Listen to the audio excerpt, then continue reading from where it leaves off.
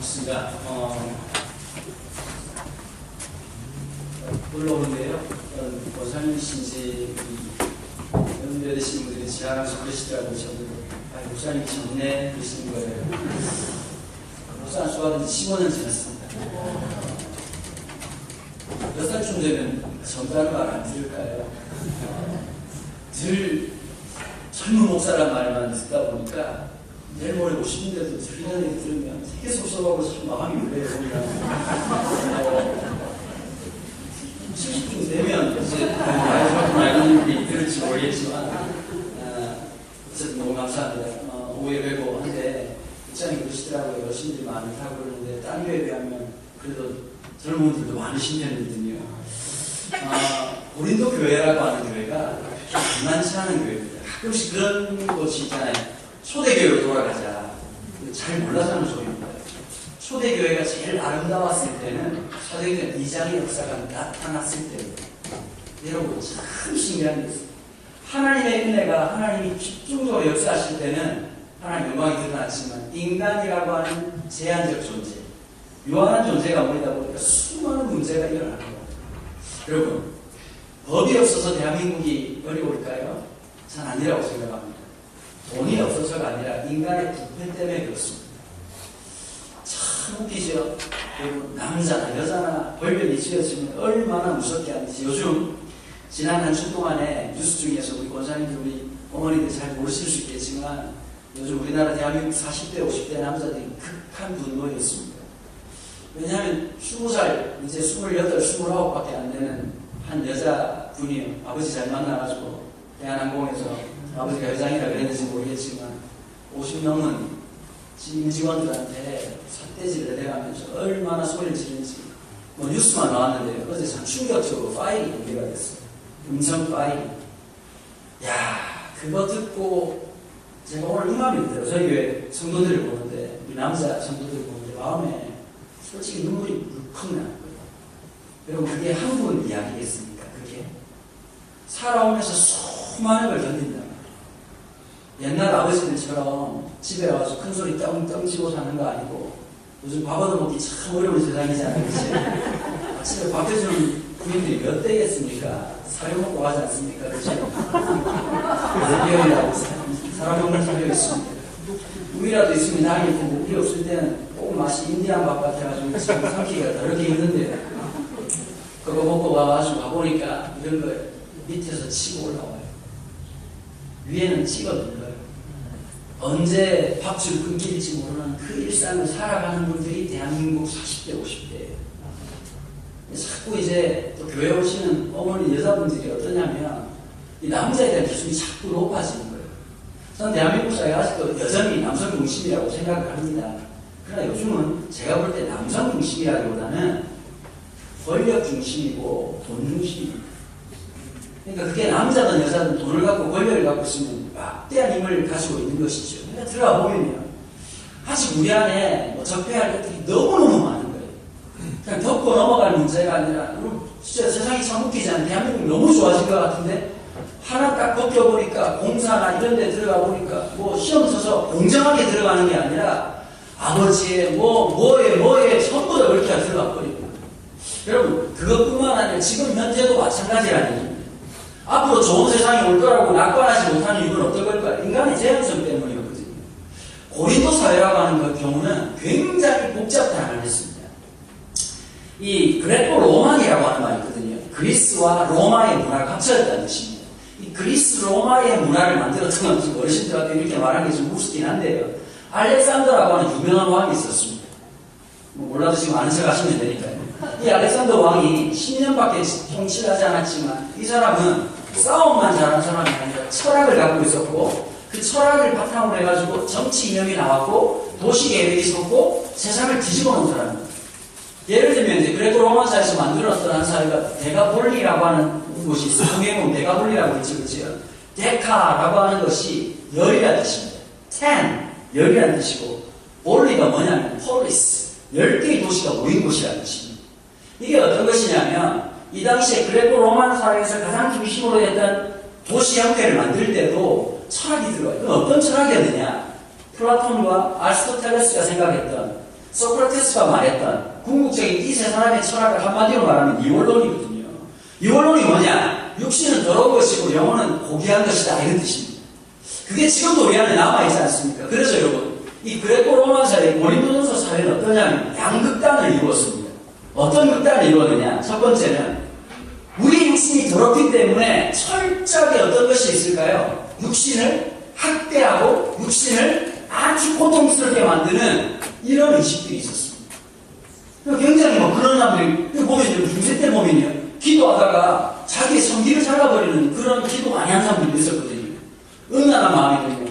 예전에 이제 어르신들 잘 모르실 수 있는데 대구 동신교회 김덕신 목사님이라는 분이 계셨습니다. 벌써 돌아가셨지요. 근데 이 어르신이요, 기도를 굉장히 많이 하십니다. 거기다가 이분이 혼자서 독학으로 4개국어를 하셨습니다. 영어를 하셨는데 문제는 뭐냐면 영어를 참 잘 읽으시는데 본인이 영어를 하면 미국 사람이 못 알아듣습니다. 발음이 너무 안정적이라서 도무지 못 알아듣는 영어를 하셨는데, 거기다가 이분이 또 어떤 걸 하셨냐니까 사상경을 띄시고 유학도 공부하시고 철학도 공부를 하셨어요. 야, 그거는 어떤 집사님 부탁을 하던 저희 아버님이 동안 좀 전도를 좀 해달라고. 옛날에 참 목사님들이 어려웠어요. 보니까 옛날 목사님들이 왜 힘들었냐면요, 저도 기독교 사대지 말지 않았습니다. 저희 집에 저희 아버님도 목사님이신데 그러다 보니까 저희 할아버지한테 배운 게 있습니다. 옛날 시골교회 목사님들, 뭐 시골이 아니더라고요. 제가 전도사 때만 해도 어떻게 했냐, 그 입관 예배를 드리면 진짜 입관을 했습니다. 그럴 때 어떻게 되느냐, 입관한 절차를 알아야 되고 목회자가 시신을 닦이고 하는 것들. 예전에는 여러분 검의라고 해가지고 사망 판단을 해주는 의사가 따로 있지요. 그래서 이제 그분들이 오셔가지고 사망하셨습니다, 몇십 분에 사망하셨습니다 하면 사망 진단서를 떼는데, 그렇게 생긴 문화가 그렇게 오래되지 않았습니다. 그럼 검의가 없을 때는 어떻게 했느냐, 동네 시골 동네에서 제일 똑똑한 분이 목사님이셨습니다. 그분이 죽었는지 살았는지 확인하는 겁니다. 옛날 어르신들이 판단하는 방법 중에 시신이 죽으면 참 신기한 게 있어요. 똑같이 누워있는 것 같은데요, 사람이 누우면 엉덩이하고 허리 사이가 공간이 뜹니다. 딱 돌아가시면 어떻게 되니까 그게 주저앉습니다. 그래서 옛날 어르신들이 손을 딱 넣어보고 손이 안 들어가면 죽었다고 판단하셨어요. 뭐 숨을 안 쉬고 하는 건 1차적인 것이고요. 그러다 보니까 그런 교육을 제가 어릴 때부터 받았었습니다. 제가 원래 이제 목사가 될 그런 마음들이 있었기 때문에 저희 할아버지가 시신 닦이는 장면부터 시작해서 실습을 시켜주시고요. 할머니 돌아가셨을 때도 다른 손주들 다 못 들어오게 하시고 저만 들어오게 해가지고 시신 어떻게 닦는지 다 알려주시고, 그 다음 중요한 게 아니었어요. 관을 뜬다고 표현하거든요. 관을 뜬다고. 이 관을 들고 갈 수 있도록 능력을 누가 해야 되냐면 예전에는 목사님들이었습니다. 그걸 할 줄 알아야 되는 거예요. 아이고, 젊은 목사가 이걸 다 할 줄 아네. 이러면 인정받는 거예요, 그때부터. 그래서 이제 뭐 이런 절차들이 진짜 많았었죠. 사람들마다 다 갖고 있는. 그런데 요즘은 보면 어떨까요? 사람들이 다 똑똑한 거예요. 누구나 다 똑똑하고 자기 생각들이 다 있답니다. 참 세상이 어려워졌죠, 그죠? 복잡단안해지고 아주 복잡해지기 시작했습니다. 고린도 사회도 마찬가지. 도시라고 하는 곳에서 굉장히 자기의 이권이나 모든 것들이 다 결부되고 상충되고 있는 곳이었는데, 아까 말씀드린 것처럼 내 몸은 중요한 것이 아니라고 생각하면서 철저하게 그렇게 만드는, 배격하는 사람들, 자기 몸을 학대하는 사람들. 그 다음에 또 하나의 극단적인 형태가 어떻게 드러났느냐, 이렇게 드러났습니다. 어차피 없어질 이 죄덩어리 육신이니까 어떻게 살아도 상관없다는 겁니다. 여러분, 구원파의 가장 잘못된 이 이론 중에 한 가지가 어떤 거냐면, 구원의 확신이 어떻게 되면 그때부터 죄 지으면 그 죄는 내 죄가 아니라는 거예요. 말도 안 되는 얘기죠, 그죠? 그 죄는 뭐냐니까 내 육신이 지은 거기 때문에 내 영혼이 지은 게 아니라. 이거 뭐하고 똑같으냐면 도둑질 하나 놓고 죄가 한 게 아니라 손이 한 겁니다. 이거 똑같은 거란 말이에요. 그러다 보니까 별 사람들이 다 나타나기 시작하는 겁니다. 금욕주의자들부터 시작해가지고 완전히 뭐 쾌락주의자까지 혼돈되어 있는 상황이었습니다. 고린도교에 들어가 보니까 또 어땠을까요? 근친상간에다가 이거 도대체 이건 교회 안에서 있을 법한 않을 일들이 막 오구작탕으로 다 들어있었습니다. 그런데 거기에 또 뭐가 있었냐니까 성경하는 역사도 있었어요. 귀가 막히고 낮에 덧치거리하고 밤에 이상한 죄 짓고 있다가 또 기도 모임 하면 또 성경 받아가지고 방언하고 뒤로 잡아지고 난리도 아닌 그냥 뭐 이런 생쇼 같은 현상이 막 벌어지고 있었습니다. 사도 바울이 굉장히 정리할 게 진짜 많았었거든요. 거기다 또 하나가 있었죠. 신분제 사회였습니다. 신분제 사회에 살아가면서 있는 이 사람들에게 말씀을 어떻게 가르칠까 하다가 보면 사도 바울이 오히려 원래는 바울 자체는 자녀 중심적이니까 굉장히 분석적이고요. 굉장히 논리적이고 이성적인 사람입니다. 그러니까 로마서 같은 경우에 보면은 그게 딱 느껴지거든요. 그럼 그런데요. 성령 하나님 역사가 있어요. 감성적인 사람이 하나님 은혜가 임하면 뭐가 생기는지 아세요? 기독교적인 논리가 생겨요.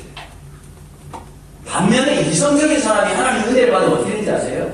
하나님 나라의 공감적 감성이 생겨요. 그게 균형이거든요, 보면.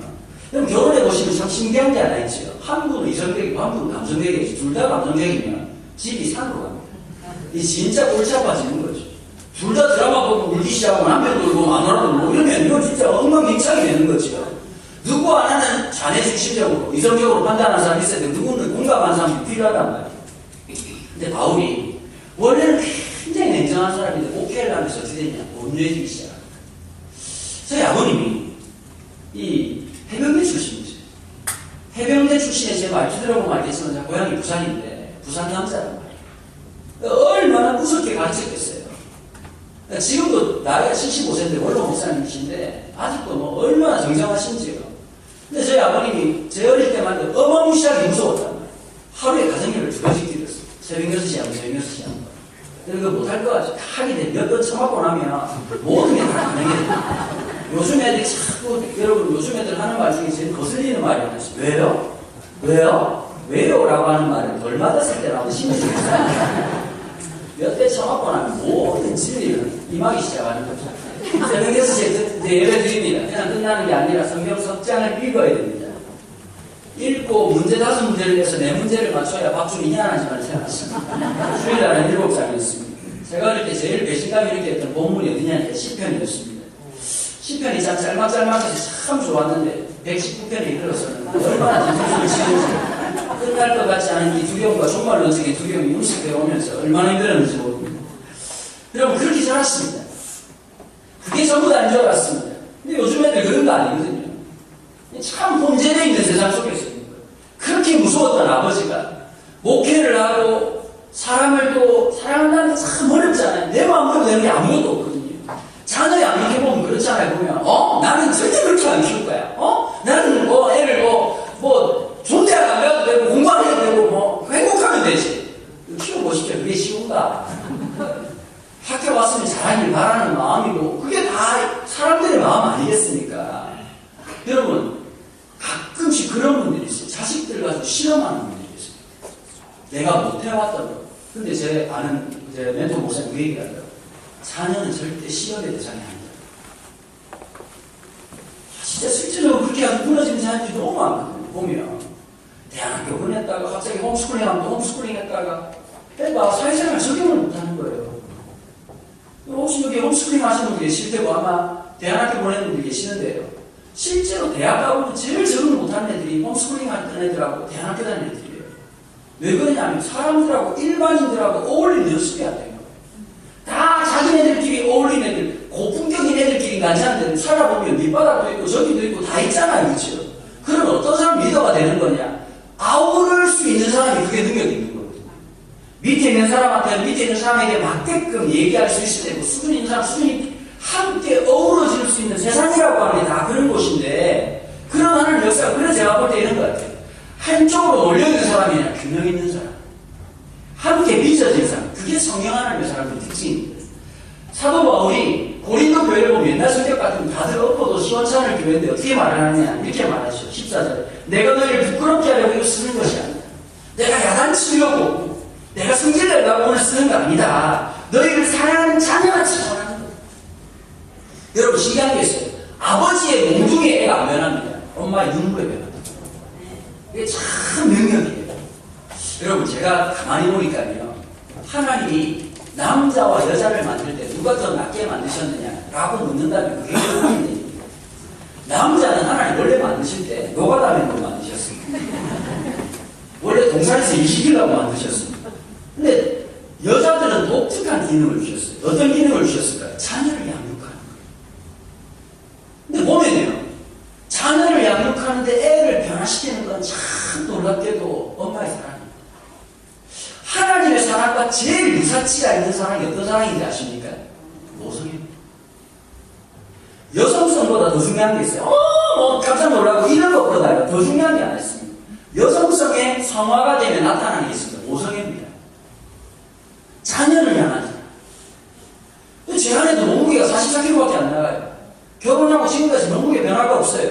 17년 살았는데. 근데 그 가냘픈 여자가요. 애 2명을 낳아가지고 한 명 등에 업고 한 명 걸리고 이마트에서 장바구니 들고도 걸어 다닌다. 연애할 때는 몇 킬로도 못 돌아가도 다리 아프다는 여자가. 근데 신기한 게 하나 있어요. 나만 보면 힘이 빠져요. 잘 걸어다닌다. 그래서 여자분들은 이런 조금씩 중에 하나 있습니다. 남편 퇴근하기 전에 청소하면 안 됩니까? 퇴근해서 청소를 안 하지. 그 심리를 내가 알다고 그러고 있어. 남자분들 불편합니까? 불편하지 않습니까? 굉장히 불편하지. 괜히 뭐 하고 있는데 누가 이것도 옛날하고 달라가지고 느끼시죠? 들리잖아요. 말하지 않지만 네가 인간이냐, 내가 지금 청소하고 있는데 뭐 하고 있냐, 그리고 갑자기 죽을 것 같은 그런 느낌이 들단 말이에요. 참 어쨌든 저도 그래요. 근데 여자들이 특징이 하나 있어요. 공감성이 있어요. 아빠들은 못 기다려요. 왜 아빠하고 자녀하고 사이가 안 좋은지 아세요? 아빠들은 너무 빨라. 지금 이 말이 어디로 갈지 다 알아. 사회생활에 보면 딱 알더니 보고서 딱 보자마자 이걸 준비를 한 건지 아닌 건지 다 한다고 말이에요. 안 들어요. 근데 여자분들은 특징이 하나 있어. 뻔한 얘기를 다 들어. 드라마 저거 뻔한 얘기인데 끝까지 어머 어떡하니 저 썩으려고 하고 다 공감을 하고 들어요. 남자분 그거 여러분 드라마가 보이기 시작했다는 말은 뭐냐면 벌써 남성 호르몬이 줄어들고 여성 호르몬이 많이 생겼다는 증거. 그전에 재미가 없어요. 보면 여성 드라마 보면 뭐 이해가 안 되고 왜 저걸 보고 있나 했단 말 또 하고 진짜 기가 막힌 게 뭘까요? 만나고 그렇게 말 많이 하고 다시 우리 통화하자 이렇게 원해서 한 다음에 또 밤새도록 통화하고 카드도 하고 또 물어보고 또 물어보고. 와, 여성의 능력은 인내의 끝이 없다. 저도 그런 것 같아요. 아내가 애들 대하는 거 보면 다 들어줘. 그게 능력인 것 같아요. 그리고 제가 아까 말씀드렸잖아요. 성령하는 게 없잖아요. 균형성이라는 얘기 들었어요. 바울이 균형성이 생깁니다. 처음에 그렇게 이성적이고 합리적이던 사람이 공감하는 데까지 가는 거예요. 내가 이걸 쓰는 건 다른 게 아니다. 야단치려고 하는 게 아니다. 내가 너네들을 사람처럼 생각하기 때문에 하면서 이 말을 합니다. 그리스도 안에서 일반 스승이 있을 때 아버지는 많지 않냐. 여러분 선생님들 진짜 많습니다. 옛날에는 교회 선생님들 힘이 좀 있었어요. 왜냐하면 제가 어릴 때만 해도 뭐 학교 선생님 말고 교회 선생님이니까 선생님 괜찮아요. 요즘은 선생님이 넘쳐나요. 어릴 때부터 시작해 너무 선생님 많아요. 세상에서 제일 가치 없는 선생님 교회 선생님. 왜냐면 개교도 상관없고 말 안 들어도 상관없고 어차피 착한 사람들이 계속 먹을 거 주고 왔니? 이러고 빵긋빵긋 웃어주면 얼마나 감사하겠습니까? 우리 고객님 입장에서 기분 좋은 거죠. 그럼 아까 뭐 설명하신 것처럼 애들 만만치 않거든요. 요즘 우리 저희 교회는 그 젊은夫婦들이 많아요. 저희 교회는 주차하는 게 없습니다. 왜냐면 학교를 빌려 쓰기 때문에 학교 동생이 넓어 차 운전한 주차하는 게 쉬운데 유일하게 유모차 주차하는 경우 있습니다. 애기들이 하도 많아가지고 저희가 보니까 한 1년 안 된 애기가 한 30명 넘은 것 같아요. 그러다 보니까 유모차가 되게 많죠. 근데 보면 이제 엄마들 표정이 어떠냐. 참 천사 같아요. 오늘도 애기 하나 갔는데 100일도 안 된 애기인데 너무너무 이쁜 거예요. 이제서 이뻐 보이네요. 내 새끼는 안 이뻐 보였는데. 그렇게 이뻐 보이는데요. 참 신기해요. 걔가 천사 같은 그 애가 악마 되는데 시간이 그렇게 많이 안 필요하거든요. 겁나 우리 집에 2명이나 있습니다. 계속 처먹고 그냥 헛소리하고 진짜 이해가 안 돼요. 저녁 먹고 20분 뒤에 배고프다라고 하는 그 논리는 이해가 안 되고 그 어른들이 그래서 크려고 하는 게 아니라 심심해서 처먹는 거예요. 기도하시면 처먹어요. 엄청나게 먹거든요. 세상에 여러분 우리 집에 지금 소를 키우고 하는데 소를 키우고 우유 1리터가 하루를 안 넘어. 얼마나 먹어야 되기 시작하는지. 그러니까 막 어른들이 그냥 잘 먹어주니까 내가 죽을 거 아니에요. 지금 얼마나 먹어야 될지 모르겠어요. 참 거기다 대화를 합니다. 부모가 말하면 네 알겠습니다 이러면 얼마나 예뻐요. 왜요? 좋다고. 초등부 선생님 4학년 5학년 6학년 선생님 참 쉽지 않은데 왜 그러나 말이 너무 많아. 지 소개를 오는데 얼마나 말들이 많고 막 거기다 보면 또 이런 게 있어요. 요즘은 남자애가 여자애를 괴롭히는 게 거의 없어요. 학교 와보시면요. 여자애들이 남자를 때려가지고 남자애들이 길거리에서 놀고 있는 놈이 천재야. 저거야 너 왜 그런 거야? 지효야 때렸어요 이러고 기가 막혀요. 남자애들 내버린다 기본이야. 혹시 아들 있는 분들 혹시 교수님들 중에 계세요? 아들 있는 소망 들어보세요. 아들에 대한 소망을 내려. 아들은 어떤 존재냐면 밥 처먹고 잠자고 게임하고 밥 처먹고 잠자고 게임하고를 주님 오실 때까지 저거 대학 가면 달라지겠지. 똑같습니다. 밥 처먹고 잠자고 게임하고 너무 화가 나서 그냥 국방부에 의뢰를 하지요. 의뢰를 쳐보냅니다. 갔다 오면 하나 달라지네. 밥 처먹고 잠자고 게임하고 밥 처먹고 잠자고 게임하고 예비군 훈련을 갑니다. 그거 외에는 달라지지가 않습니다. 그래서 청년부도 가보면요. 처음부터 리더들 다 여자입니다. 남자애들 물어보십시오. 청소년들 보고 그렇게 말만 하던 4학년, 5학년, 6학년이 중학교 가보려면 신기한 게 있어요. 1월달, 2월달까지 얘들이 초딩 같아요. 말도 잘 들어. 근데 딱 4월달 지나고 나면 갑자기 중리가 시작해요. 야, 오늘 말씀 듣고 어땠니? 지난 한 주는 어떻게 지냈니? 모르겠는데요. 말씀 애들이 전혀 반응이 없다. 완전 에스겔서 37장 많은데 많은데. 이거 자꾸 살아가니 뭐 옛날에 또 이런단 말이에요. 주식회 같은 경우 그렇잖아요. 어르신들이 많으니까. 옛날에 우리 내가 주일학교 교사할 때 막 애들이 얼마나 많이 왔는지 뭐 신발을 잃어버리고 뭐 간식이 부족해가 그랬다고. 옛날에야 동네 붙이면 개 끌려오듯이 다 왔지만 지금 동네 붙이고 경찰이 옵니다. 쉽지가 않아요. 참 어려워. 제가 아까 우리 특별 찬양을 했잖아요. 마지막 엔딩 가사가 너무 슬픈 거예요. 눈 감기 전에는 그런 가사가 완전하게 너무 슬퍼. 갑자기 죽기 전에 좋아지겠지. 이거 막 그런 얘기들이 나오는데 지만복교가 참 그런 거 아니에요. 우리가 참 돌보기가 쉽지 않은 상황입니다. 우리가 지금 점점 이렇게 된 이유가 뭐가 있을까요? 이유는 당연합니다. 우리가 하나님 없이 너무 잘 살려고 하는 거예요. 우리 3만 불 내고 5만 불 내면 좋아질 줄 알았거든요. 대한민국 사회가 굉장히 중요했던 분수령에서 우리 뭘 선택했느냐? 정의가 아니라 경제를 선택했습니다. 여쭤보겠습니다. 하나님 없는 3만 불, 하나님 없는 5만 불이 무슨 의미가 있겠습니까? 1988년이라고 1988이라는 드라마가 있었습니다. 사실 참 가슴이 찡한 드라마였습니다. 왜냐하면 그 주인공들이 보면 1988년도에 고등학교 2학년이었습니다. 제가 1988년도에 고등학교 2학년이었습니다. 그때만 해도요, 저는 부산에 어떤 동네를 살았냐면, 부산도 좋은 동네가 있습니다. 자꾸 사람들이 웃기더라고요, 서울 분들은. 아니, 그 명절에 부산 간다 그랬더니 시골 간다 그러더라고요. 그럼 부산이 시골이 아닙니다. 여기가 시골입니다. 부산에 비교하면. 전 세계에서 제일 큰 백화점이 어디냐니까 서울에 있는 게 아니라 부산에 있습니다. 부산 사람들은 큰 걸 좋아하거든요. 근데 어쨌든 부산도 센텀 이런 데 가면 강남 뺨치만큼 비싸고요. 아파트 비싼 데도 진짜 많고. 우리나라에서 고층 빌딩이 제일 많은 곳이 서울이 아니고 인천이 아니고 다른 곳이 아니라 부산입니다. 굉장히 많은 곳이 있거든요. 그런 비싼 동네도 있는 반면 저는 어디서 자랐냐면 도시 빈민들 사는 동네 출신, 전포동이라고 전두환이 포기한 동네라고 하는 별명이 붙어있는 동네였습니다.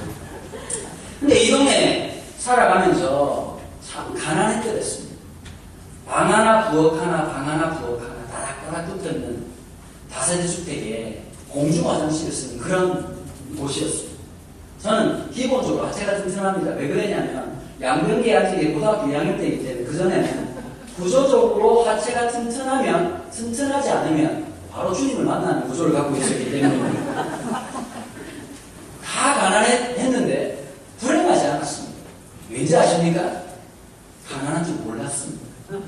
다 그렇게 살았으니까. 또 하나가 있습니다. 이웃이 있었습니다. 어머니가 요리하다가 이렇게 식용유가 떨어지면 돈 주고 사와 이런 얘기 안 하셨습니다. 야, 옆집 가서 좀 빌려와 그랬습니다. 빌리러 가면 아주머니가 식용유만 주는 게 아니라 그 가난하지만 계란 몇 알을 주셨어요. 그럼 또 제 집에 있던 것도 이렇게 주시고 그런 일들이 있었지, 그렇죠? 요즘 만약에 아파트 옆집에 띵동을 가지고 아줌마, 우리 엄마가 김 필요를 그러면 아마 정신병 환자가 된다. 잘 살게 됐지만 우리는 이웃을 잃어버렸습니다.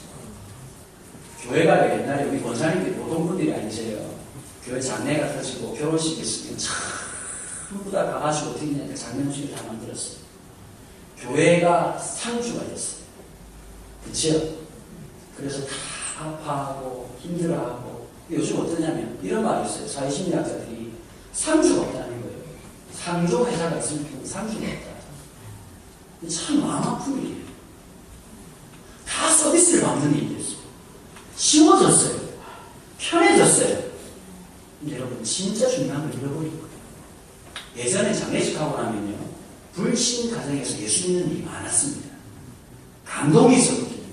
누가 와서 그렇게 도와줍니까? 피놓지도 안 하는 일을 피도 쌀도 안 섞였던 교인들이 와가지고 함께 죽음을 아파하고 고통해하고 그 3일 그러니까 장례 한번 치르고 나면 교인들이 그냥 몸살 들고 이런 일이 다반사였단 말이에요. 근데 요즘 어떠냐면 너무너무 우리가 편의주의로 편하게 살자 개인적으로 살자 이러다 어떻게 되니까 이 꼴이 난 거예요. 예전에 이런 게 있었잖아요. 어른을 보면 자녀를 안다고 그랬지요. 요즘은 뒤통수 맞습니다. 왜 그럴까요? 예전에는 밥상머리 그런 게 있었어요. 저희 아버지는 진짜 무서웠거든요. 해병대 출신들만 이해가 안 되는 게 아니었어요. 아니 무슨 숟가락 끝선 젓가락 끝선 안 맞으면 어디 종만이 오는 것처럼 화를 내시는 밥 먹다가 숟가락으로 대가리 맞아본 적 있습니까? 왜 숟가락 끝선 젓가락 끝선이 안 맞냐? 왜 치약 칫솔이 정이치 있지 않냐? 수건 끝선이 왜 안 맞냐? 저희 아버지 청소하실 때 면목을 하시는 양반이 있습니다. 그러니까 오하연이 모든 게 맞아요.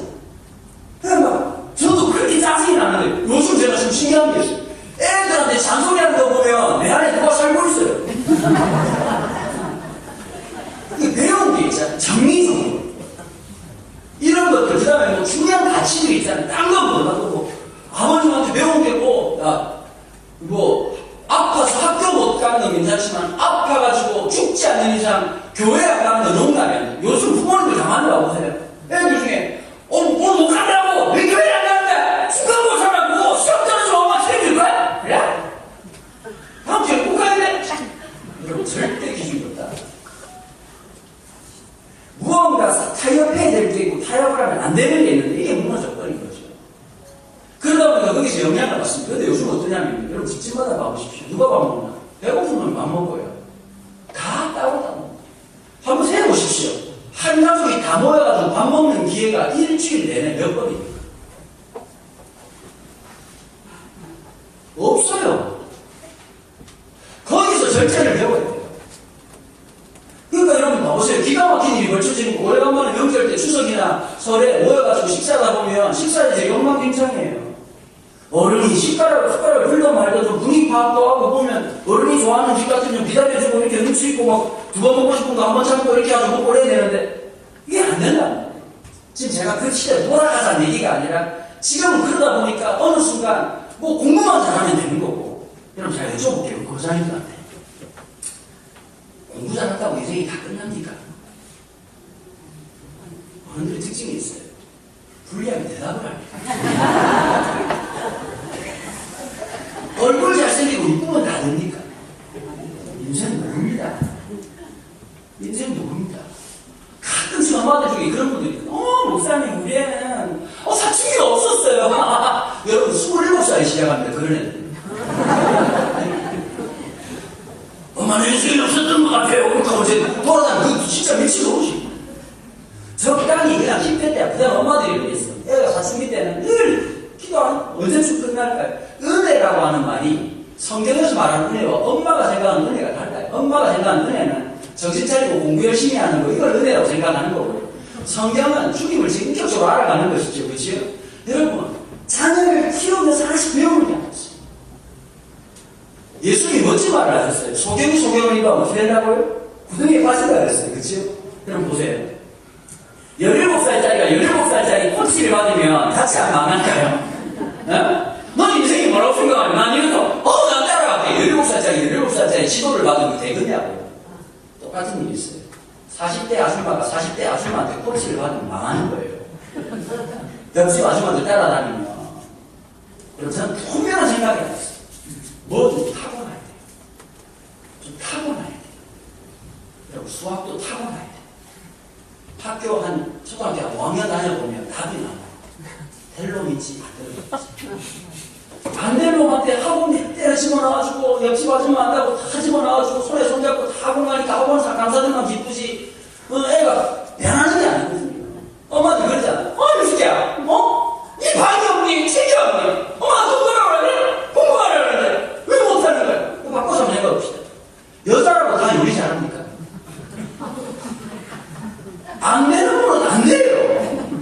맞아요, 안 맞아요? 100점은 맞는 간장 때문에 집집마다 망한 집이 한두 집이 아니에요. 여러분, 요리 잘 하시는 분들은 간으로 하십니다. 간을 안 봐도 맞는데, 어떤 분들은 간을 보면 볼수록 망할 방법을 보여요. 왜 이렇게 짜지? 그럼 뭐 치고는 왜 이렇게 생각없이 이러다가 산댐이 돼버려요. 그 누가 문제 아십니까? 죄 없는 애들이 먹어야 되는 거예요. 그거 제일 무서운 일 아니겠어요? 그치? 애들이 요리 못하는 엄마가 이 말할 때 제일 무서워한답니다. 엄마가 긴장했다. 그럼 애들이 긴장을 해요. 그냥 맛있는 집 시켜가지고 먹으면 될 텐데. 뭐든 타고나야 돼요. 예체능도 마찬가지예요. 예체능이야말로 좀 타고나요. 모차르트가 피아노 다녔다는 말 들어보셨습니까? 피카소 좀 못 알아듣시나? 피카소가 미술학원 다닌 적이 없거든요.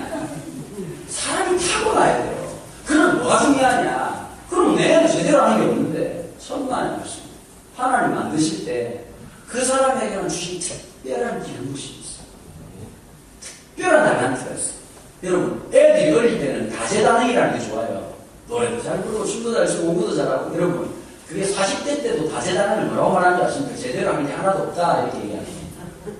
여러분, 맛집 가보십시오. 요리가 많지 않습니다. 하나입니다. 하나를 끝까지 할 줄 아는 게 능력입니다.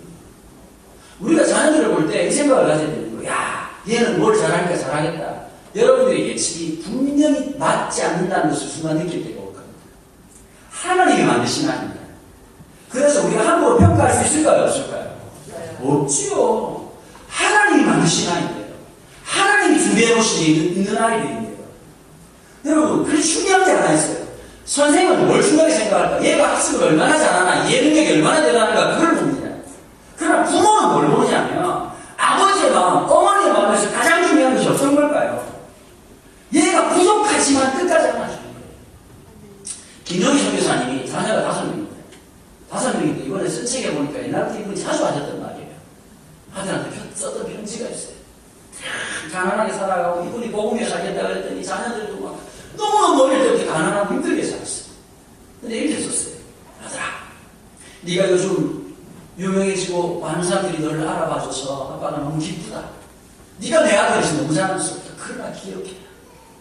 언젠가 네가 그 모든 것들을 다 잃어버리고 세상 사람들이 다 너를 향해 손가락질하고 네가 아무것도 아니라고 얘기하는 그 순간에 나는 너를 변함없이 사랑한다. 그게 아버지입니다. 그게 어머니입니다. 여러분, 신기한 게 있어요. 엄마라고 하는 말하면 눈물이 나요. 왜 그럴까요? 엄마라고 하는 말은 나를 지금도 품어주시고. 저희 어머니가 지금 이제 아니 지금 내일 오시는데 나보고 늘 한다고 하는 말이 왜 걱정을 안 하고 앉아. 야, 이거 좀 먹어봐라. 저거 좀 먹어봐라. 쉬어라, 자라. 그러니까 어머니 안에서는 아직도 제가 어릴 때 그 어머니 품에 있는 애기 같은 거예요. 여러분, 사도 바울이 그 얘기를 하는 겁니다. 우리가 다음 세대를 품을 때 믿음을 가져야 돼요. 어떤 분이 현실적으로 보면 전혀 말 안 들어요. 여러분, 어떤 선생님이 말씀 전한다고 애들이 막 변화되고 막 갑자기 선생님 오늘 하나님 말씀 배우고 싶어 이러면 아무것도 안 말이에요. 특별히 중등 무슬림, 손 들어보세요. 중등 무슬림. 중학교 1, 2, 3학년 있습니다. 아무도 안 보셨네. 너무 충격을 받아서 늦으셨나 보다. 중등 무슬림들은 이건 교사가 아니라 선교사. 미전도 종교 선교사입니다. 예수 안 믿는다. 찬양 아무도 안 가요. 세상에 제일 힘든 직업 중에 하나가 뭔지 아십니까? 중등부 찬양인도자입니다.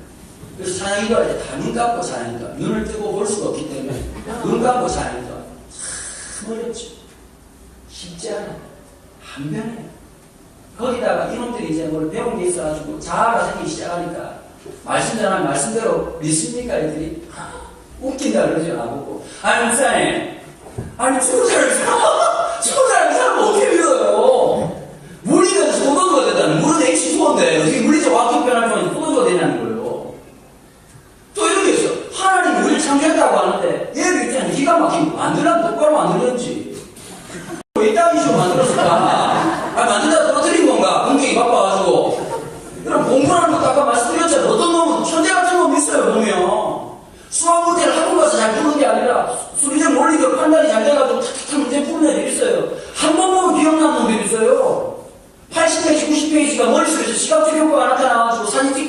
기억이 나가지고 착착하고 있는데, 그런데 우리 집에서 어떨까요? 밤새도 미치고 그거 외웠는데 뭐, 안 틀리면 뭐, 어떤 새끼가 치가 죽는 거예요. 지금 기억이 안 나. 저 미치고 발작 끓는 게 뭘까요? 시험 기간 내가지고 제일 고통스럽게 몸이 튀는데, 기억이 날 때, 막 스스로를 위로해. 알고 있어. 낳지 말고, 당황하지 마. 알고 있다. 난 분명히 알고 있어. 이러고 있다가 언제 기억나냐? 답안지 내보라면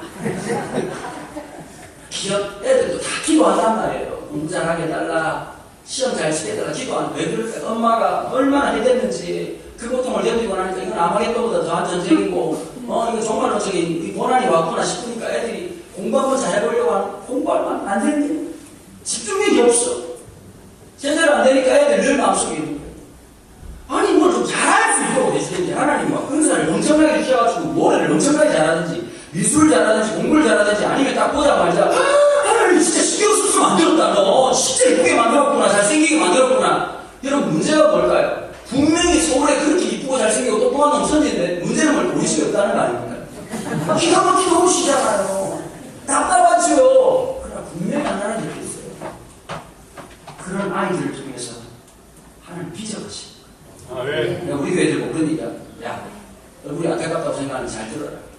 인생의 기준점을 20대로 삼지 마라. 그 얼굴로 20대를 기준으로 삼으면 망한다. 언제 삼아야 되느냐? 50대 초반을 돌아. 무엇이 똑같을까? 50대 얼굴이 똑같아요. 무엇이 똑같을까? 50대 몸매가 똑같아요. 여러분, 참 신기한 게 있어요. 많이 배우신 분도 못 배우신 분도 50대가 되면 everybody 똑같아집니다. 참 놀라운 세상이 있어요. 더 신기한 게 있어요. 여러분, 공부머리도 중요한데요. 지나보면 인생의 머리가 지어본 사람이 있어요. 그게 진짜 지혜입니다. 사람마다 있는 거거든요. 여러분, 사람 하나가 만들어지고 빚어지기 위해서 수많은 부모의 눈물이 흘러야 되고, 그런데 또 어르신들이 신랑 신부 결혼한다면 아이고 좋다, 아이고 이쁘다 이래놓고 이제 돌아가면서 무슨 말합니까? 아이고 잘 살아야 될 건데 이렇게 하고 전부 다 부배먹고 내려가지 않습니까? 그치? 결혼식 참석 안 하고. 그게 마음이 이중적인 거예요. 아는 거죠. 인생이라고 하는 게. 그래서 어머니 그러더라고요. 제가 첫째고 둘째가 여동생인데 딸입니다. 옛날에 안 가르쳐줬잖아요. 아들인지 딸인지. 낳고 난 다음에 아는데 딸인데 눈물이 왈칵 나더라고요. 얘도 나 같은 고통 당하고 살겠구나. 이 생각하니까 눈물이 왈칵 나더라는 거예요.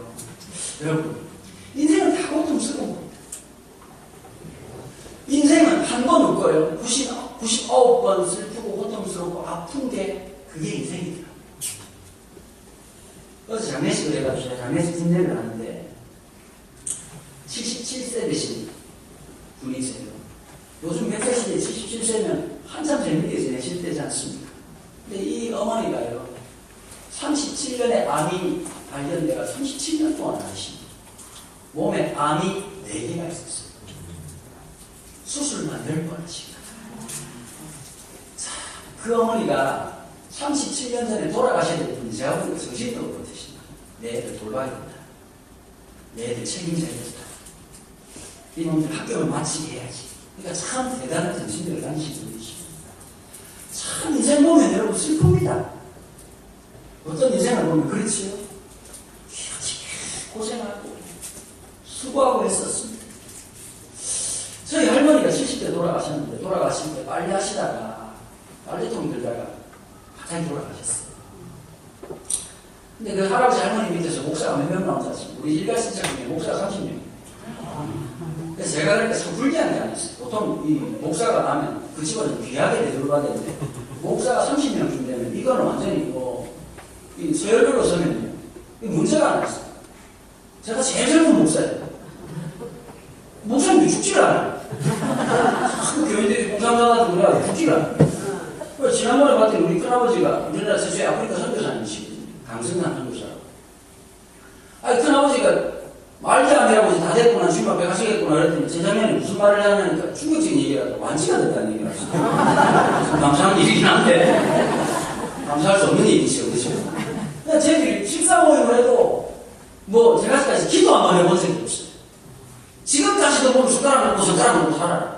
그런데 여러분, 그 할머니 밑에서 그 할머니의 기도를 통해 가지고 할머니 어머니 때부터 신앙이 시작되는데 그 할머니의 눈물과 기도를 통해서 이런 일이 난다. 저는 하나님 나라에서 제일 큰 사람이 누구냐? 유명한 사람이 아니라 그 이름 모를 고난과 역경을 견뎌왔던 이름 모르는 한 분의 기도를 좀 기억할 것인가. 한 영혼을 변화시키기 위해서 수많은 어머니의 눈물이 있었을 거고 기도가 있지 않았겠습니까, 여러분? 하나님의 임계점이 있습니다. 100도에 물이 끓지요, 80도에 물이 끓지 않습니다. 하나님의 임계점이 있습니다. 그 영혼이 변화될지 누가 언제 변화될지 하나님만 아십니다.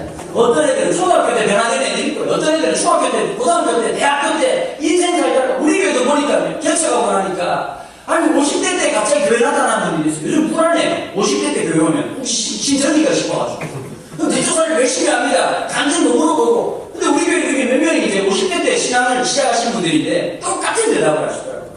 어떻게 교회 오셨냐고 했더니 사실 제가 중학교 때까지 교회 다녔죠. 이런 얘기 똑같이 해요. 중학교 때까지 다녔고 고등학교 때까지 다녔는데 중간 방학이 너무 길었어. 근데 이제 어떻게 이제 오게 되냐니까 똑같 문제가 보니까 걸고 있을 때 어떻게 신앙생활 하느냐? 사업 실패.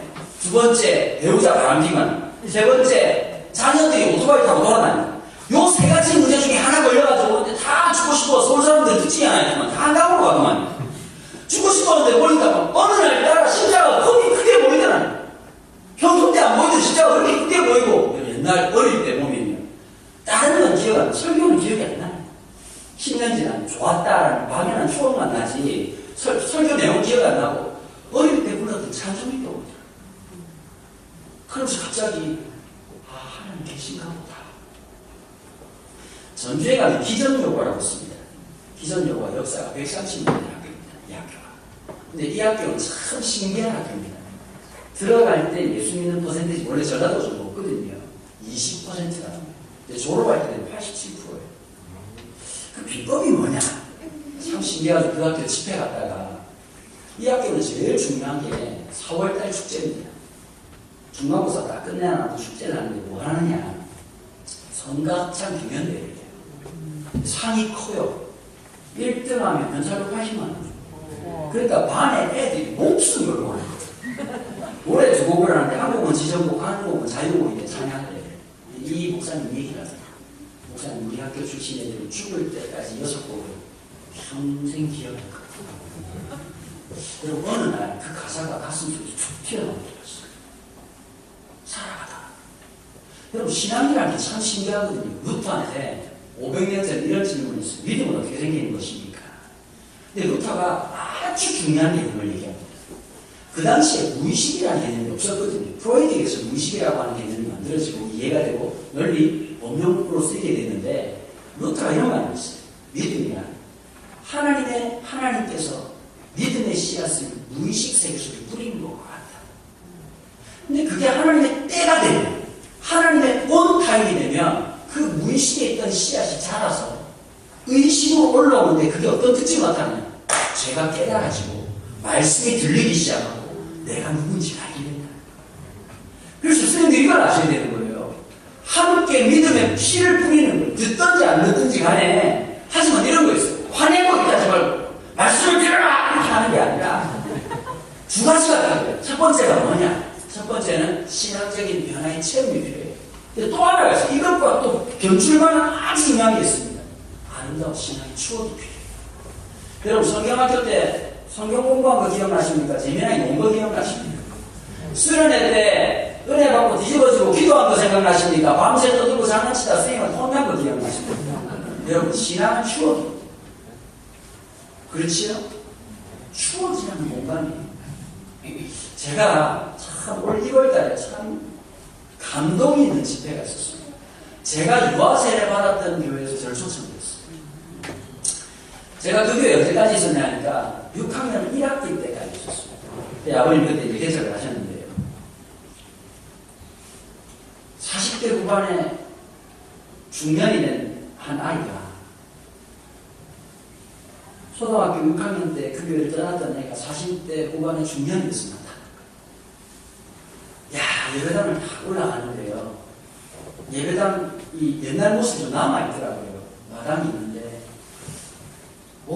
주거든처럼 지나가더라고. 내가 어렸을 때 갑자기 내가 나를 보는 거예요. 내가 어릴 때 거기서 놀았던 추억들, 오징어하고 놀았던 추억들, 거기서 교회 유산 깨뜨려가지고 사찰이사는 혼났던 추억들, 그 추억들이 막 주마등처럼 지나가는 거예요.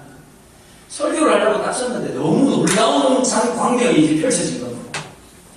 수일학교 때 선생님들이 여기 앉아계시고 권선인 장로님이랑 더 기가 막힌 게 유명부 전도사님이 85세인데 거기에 앉아계신 거예요. 설교를 하는데요, 감동이 막 차오르는 거예요. 너무 감사한 거예요. 그렇게 더럽게 말 안 듣고 그렇게 떠들던 나를 견뎌주신 분들 있잖아요. 안아주신 분들이잖아요. 어떤 선생님들은 야단을 치고, 어떤 선생님은 끌어안고 눈물을 흘리고 기도하시는 분들이 있었고, 어떤 선생님은 따라 올라가서 달콤한 사탕 하나 지금이야 사탕이 넘쳐나가지고 당뇨병 걸릴까 봐 쳐먹는 거지만, 그때 당시만 해도 알사탕, 멘테 알사탕 기억나시죠? 그죠? 쓴 약이 하나 먹어야 엄마가 설악산에서 꺼내가지고 나만 먹어? 이렇게 하고 있는 그 알사탕, 그 귀한 사탕 하나씩 줬던 그 선생님들이 권사님이 돼가지고 내일 돌아가실지 모레 돌아가실지 몰라 노릇해갖고 기다리고 앉아가지고 설교 듣고 앉아 계신 거예요. 제가 그날 예배 마치고 난 다음에 내려가는데요, 원장님 장로님들이 줄을 선 거예요. 손자 같고 아들 같은 목사가 40대 후반 돼가지고 설교를 듣고 난 다음에 줄을 서셔서 손을 잡고 여러분 존대한다고, 목사님 저 기억나세요? 권사님 제가 왜 기억 안 나겠습니까? 진짜 그날 손을 잡고 서로 얼마나 울었는지. 선생님 감사합니다. 권사님 감사합니다. 그 유명부 전도사님이 나를 끌어들이 너야 고맙다. 하나님 참아주시다. 가만 들어보니까 기분은 나쁜데. 그거 무슨 말이겠어요? 얼마나 저렇게 말 안 들었는데 속상했고 힘들었던 놈이 목사가 돼서 나타났으니 얼마나 감동이겠습니까? 여러분, 누군가 눈물을 흘려야, 누군가 땀을 흘려야, 누군가 속이 상해야 영혼이 변한단 말이에요. 능력 있는 목사가 와도 설교하고 나도 뒤집어지는 게 아니라 누군가 끊임없이 사랑하고 품어주고 눈물을 흘려주고 기다려주고 인내하면 하나님의 임재점이 딱 오는 순간 그날 말씀이 변하기 시작합니다. 지난번 교회에서 6년 동안 정말 짜증나게 안 나오셨어요. 설교를 하는데 청년 선생님 하나가 되게 열받아서 이 청년도 참 재밌는 청년 선생님이었는데 원래 일진 출신이었어요. 그러고 일단 고등학교 3학년 때 뒤집어지니까 완전히 뭐 이렇게 극단적 배심을 한 게 있었어요. 그러니까 이분이 이제 성경으로 굉장히 많이 이렇게 새롭게 덮였지만 몇 커플만 딱 넣어놓으면 그 안에 무시무시한 육신에 이제 엄청난 주라기 공원 같은 세계가 있었단 말이에요. 그러니까 이분이 이제 있는데 예배 시간에 애들 잘해주시오. 근데 이제 한 녀석이 저 어린이들 저기 예배 드리는 뒷공간에 이제 들어오가지고 있더라고요. 이제 한 주는 그냥 보고 지나갔대요. 혹시 아픈가 해가지고 그 다음 주도 또 들어오고 있더래요. 그래서 선생님이 이제 조금 열을 받는 거죠. 너 뭐니? 이렇게 하는데 이 애가 대답을 안 하는 거예요. 그래서 선생님이 좀 화가 나가지고 이제 열받은 거죠. 요즘 말로 하면 이제 되게 이제 열받은 거죠. 가가지고 너 뭐야? 이렇게 물어본 거예요. 갑자기 얘가 하면 안 되는 거 아니야? 17과 19 사이 중간에 있는 거예요. 이거 열받아가지고 이제 선생님이 아주 빡친 거죠. 그래가지고 이제 이 선생님이 그러고 내가 지금부터 열을 잴 건데 내 눈앞에 사라져. 안 그러면 그 다음에 무슨 일이 날지 나 모른다? 내 안에 있는 놀라운 자아가 일어날 수 있어. 하나, 둘, 셋, 넷 이렇게 하고 10점 안에 붙잡힌 거예요.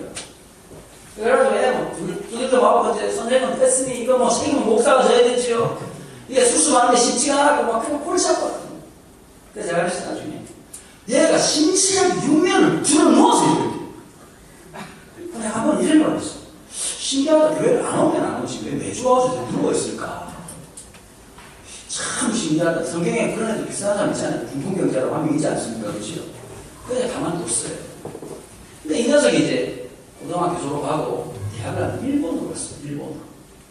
저도 이겼죠. 참 별 희한한 거 다 있네. 이러고 세월이 지났는데 한 학기 지나고 마치고 김포공항으로 들어왔는데 공항에서 전화가 왔어요. 전화 한 번도 온 적이 없는 애한테 전화가 오니까 그냥 놀랬지 않겠습니까? 무슨 일이냐고 했어요. 목사님 만나고 싶다. 지금 한 학기 마치고 지금 김포공항인데 목사님 만나고 싶다. 여기 무슨 일인가? 내가 들어오던 놈이 저를 딱 보자마자 스타벅스에서 얘기를 하는데 다 그러는 거예요. 너무 보고 싶었다. 왜? 그럼 너 진심이냐? 그렇게 쳐다보다가 누워있는 애가 왜 내가 보시냐? 내가 다 그래. 사실은 일어나고 싶었는데 못 일어난다. 여러분, 애들이 캐릭터가 있거든요. 교회마다. 처음에는 이제 시험 때요. 엄마가 교회가 맨날 그냥 아침마다 깨우면 얘가 토요일날 늦게 자는 놈인데, 엄마가 깨울 때는, 자, 처음에는 이제 이렇게 뭐, 민철 일어나야지. 민철아, 교회 가야지. 우리 민철 일어나야? 민철아, 김민철! 이런 순간 이제 뒤집어지는 거지. 그러니까 막, 3차 대기대전 한번 하고 이제 왔으니 입이 대발 나왔고, 그 이제 저항의 표시로 어떻게 했냐니까? 뒤에 그냥 누워있었어. 근데 이제, 그게 1년 지나고 한 2년 지나고 나니까, 들으면서 제가 설교를 좀 재미나게 안 하니까 너무 재밌더래요. 일어나려고 딱 했는데 어떤 선생님이, 또 누워있네? 이 말 한마디에 너무 누웠다. 캐릭터가 성인이가 누워 그냥. 그러니까 얘가 일어나고 싶었는데, 그러고 있잖아요. 지금 말하려고 했는데, 참 말이 없다, 너. 말 못하거든요, 그렇게 하면. 먹으려고 하고 있는데, 너 다 먹었니? 네. 그럼 못 먹는단 말이야, 이게. 그 걔가 이렇게 했어요. 그래서 다 올립니다, 목사님. 안 듣는 것 같아도 목사님 소리도 다 듣고 있습니다. 여러분, 반응이 없다고 변화가 없는 거 아닙니다. 그게 믿음입니다. 씨 심어놓고 다음날 바로 나오면 그런 식물이 어디 있습니까? 때가 있어야 열매가 나는 거고, 때가 있어야 자라는 거고, 때가 지나야 꽃이 피는 것이요. 사랑하는 선생님 여러분, 우리 다음 세 사역은 우리 선생님들만 하는 게 아니라 우리 어르신도 함께. 여러분, 이 길시구에, 이 강동구에 길도 지금이야 참 많이 좋아졌지만 우리가 다 알고 있는 사실 아닙니까? 선생님들이 손에 맞잡고 살던 어쩌면 참 가난하고 힘들었던 선인들이 살아가는 동네였어요. 여러분, 여기에 교회를 시작하고 예배당 이만큼 지을 때까지 성도들이 얼마나 눈물로 기도하고 무섭게 음식에서 이만큼 교회가 자라나는 거지. 여러분 생각해 보십시오. 세월 지나서 건물만 남기는 건 무슨 의미 있겠습니까? 사람이 채워져야지. 그 일을 위해서 마지막까지 함께 기도해 주십시오. 우리 고사님들 새벽마다 오시지 않아요? 새벽에 어차피 잠이 안 와서 오시지 않으시죠?